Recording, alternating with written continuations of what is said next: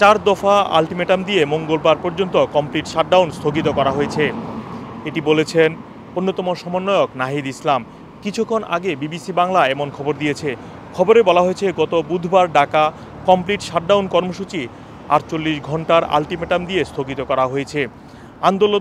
আন্দোলনকারীদের ওই আলটিমেটামের সময় শেষ হচ্ছে মঙ্গলবার।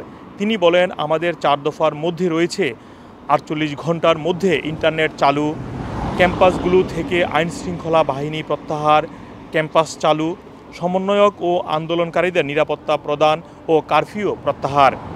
ওই সময়ের মধ্যে দাবি পূরণ হলে সমন্বয়ক ও আন্দোলনকারীদের মধ্যে আলোচনা করে চূড়ান্ত বক্তব্য ও দফা দাবি পেশ করা হবে বলেও জানান বৈষম্য বিরোধী আন্দোলনের অন্যতম এই সমন্বয়ক।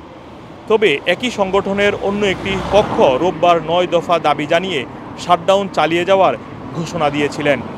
এ বিষয়ে নাহিদ ইসলাম বিবিসিকে বলেন, যারা 9 দফা দাবি ও শাটডাউন অব্যাহত রেখেছে তাদের সাথে আমাদের নীতিগত কোনো বিরোধ নেই। নিজেদের মধ্যে কোনো যোগাযোগ না থাকায় আমরা তাদের সাথে কথা বলতে পারছি না। এই সমন্বয়কারী জানান, বেঁধে দেওয়া সময়ের মধ্যে দাবি মেনে নেওয়া হলেই পরবর্তী করণীয় ঠিক করবে বৈষম্য বিরোধী ছাত্র আন্দোলন। এছাড়াও কিছুক্ষণ আগে প্রধানমন্ত্রী শেখ হাসিনা দেশের শীর্ষস্থানীয় ব্যবসায়িক সংগঠকদের সাথে সভা করেছেন। ওই সভায় প্রধানমন্ত্রী বলেছেন, আরও শক্ত অ্যাকশন নিয়ে দমন করে পরিবেশ উন্নত করবেন। তিনি বলেন, যত দ্রুত সম্ভব এই অবস্থার পরিবর্তন আসবে। অনেকটাই শান্ত করতে পেরেছেন বলেও দাবি জানান প্রধানমন্ত্রী শেখ হাসিনা। তবে ব্যবসায়িক নেতারা প্রধানমন্ত্রীর কাছে দেশের কারখানা এবং ইন্টারনেট ব্যবস্থা চালু করার দাবি জানান প্রধানমন্ত্রীর কাছে।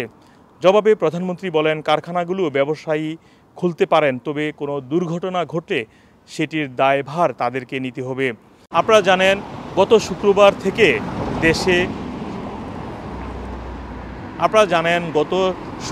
থেকে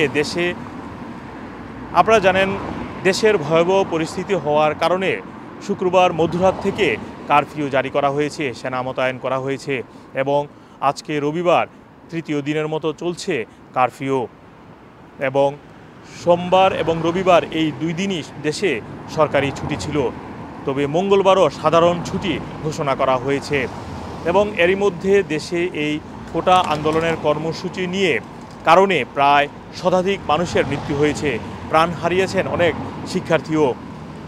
এই কারফিউর মধ্যে রবিবার দেশে সুপ্রিম কোর্ট কোটা সংস্কার নিয়ে রায় দিয়েছে এবং সেখানে বলা হয়েছে এখন থেকে সরকারি চাকরিতে 93% মেধার ভিত্তিতে নিয়োগ দেওয়া হবে। মোহাম্মদ আব্দুল হান্নান, টুই নিউজ, যুক্তরাজ্য।